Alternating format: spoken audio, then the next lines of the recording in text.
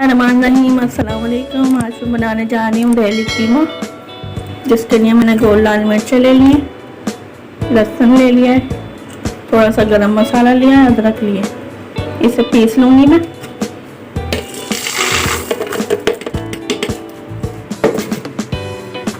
तीन पाव मैंने मशीन का कीमा लिया है, 2 चम्मच मैंने खसखस ले ली थी और थोड़े से चने ले लिए, उनको सिल की मदद से पीस लिया है।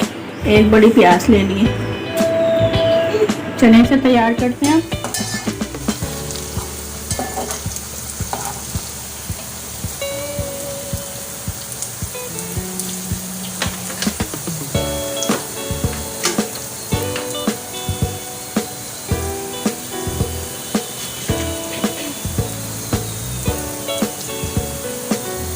इसमें हम ये मसाला शामिल कर देंगे जो हमने पीसा था, लहसुन, अदरक, गोल लाल मिर्च और पूरा गरम मसाला।